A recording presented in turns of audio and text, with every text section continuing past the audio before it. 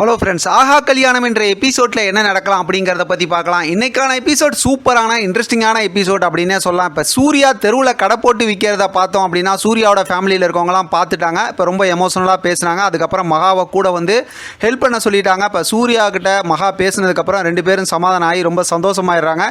எனக்கு ஏற்கனவே இந்த மாதிரி தெருவில் கடை போட்டு விற்றதெல்லாம் எனக்கு அனுபவம் இருக்குன்னு மகா சொன்னதுமே இப்போ சூர்யா இன்னுமே சந்தோஷமாயிடுறாரு. ரெண்டு பேரும் சேர்ந்து சத்தம் போட்டு சூப்பராக பிஸ்னஸ் பண்ணுறாங்க. பார்க்கவே ரொம்ப அழகாக இருக்குது. அடுத்து பார்த்தோம் அப்படின்னா வீட்டில் இப்போ கோடீஸ்வரி மகா கிட்ட ஒரு பெரிய புகார் பண்ணுறாங்க. அது என்னன்னு பார்த்தோம் அப்படின்னாக்கா விஜயோட அம்மா காயத்ரி இருக்காங்களா, அவங்க கிச்சனெல்லாம் சுத்தமாக வைக்க மாட்டேங்கிறாங்க அப்படின்னு சொல்லிட்டு ஒரு கம்ப்ளைண்ட் பண்ணுறாங்க. உடனே மகா போய் கிச்சன்லாம் க்ளீன் பண்ணுறாங்க. ரெண்டு பேத்துக்குள்ளார குறும்புத்தனமான ஒரு சண்டை நடக்குது. பார்க்க ஒரு மாதிரி ஃபன் கலாட்டாவாக இருக்குன்னு வச்சிங்களேன்.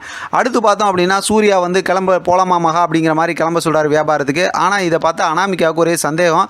எங்கே போகிறாங்க, என்ன எதுன்னு கண்டுபிடிக்கணுமே அப்படின்னு பார்த்துட்டு இருக்காங்க. அந்த நேரத்தில் கோடீஸ்வரி வந்து இந்த வெங்காயத்தை வெட்டுமா அப்படிங்கிற மாதிரி வேலையும் கொடுக்குறாங்க. அதுக்கப்புறம் பார்த்தோம் அப்படின்னா ராஜலட்சுமி வந்து இப்போ சூர்யா மகா இவங்கள்ட்ட ரொம்ப எமோஷனலாக பேசுகிறாங்க. தெருவில் கடை போட்டு விற்கிறது வந்து பார்க்கவே கஷ்டமாக இருக்குது அப்படி இப்படிங்கிற மாதிரி. ஆனால் தாத்தா மறுபடியும் வந்து நல்லா மோட்டிவேஷன் பண்ணி பேசுகிறாரு. செம்ம சூப்பரான ஒரு மூமெண்ட்டாக இருக்குது. ஆனால் அனாமிகாவுக்கு தேவையான மெசேஜ் கிடச்சிருச்சு. இப்போ அனாமிகா அதை உடனே எங்கே சொல்லி ஆகணும், சித்ரா கௌதம்கிட்ட சொல்லி ஆகணும்ல, போய் தனியாக ஃபோன் பண்ணி பார்க்குறாங்க. ஆனால் அவங்க எடுக்கல, ஃபோன் எதுவும் எடுக்காமல் இருந்துடுறாங்க.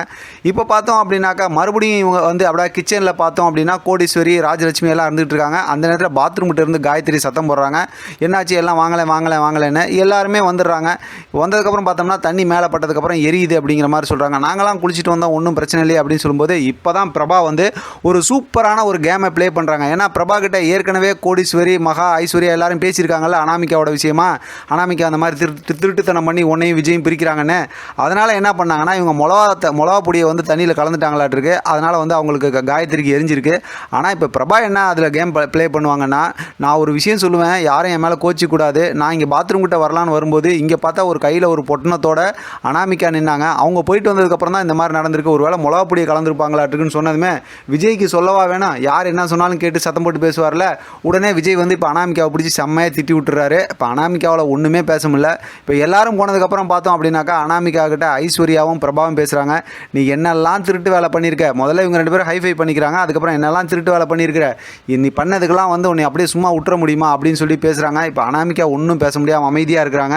நீ யார்கிட்ட ஃபோன் பேசுகிற, என்ன திருட்டுத்தனம் பண்ணுறாங்கிறத எல்லாத்தையும் நாங்கள் கண்டுபிடிக்கிறோம் அப்படிங்கிற மாதிரி சொல்லிட்டு ஐஸ்வர்யாவும் பிரபாவும் அங்கேருந்து கிளம்புறாங்க. அனாமிகா அப்படியே யோசிக்கிறாங்க. அதோடு இன்றைக்கான எபிசோட் முடிச்சிருக்காங்க. இதை பற்றின உங்களோட கருத்து கமெண்ட் பாக்ஸில் தெரியப்படுத்துங்க. தொடர்ந்து ஆதரவு கொடுங்க. தேங்க்யூ ஃப்ரெண்ட், தேங்க்ஸ் ஃபார் வாட்சிங்.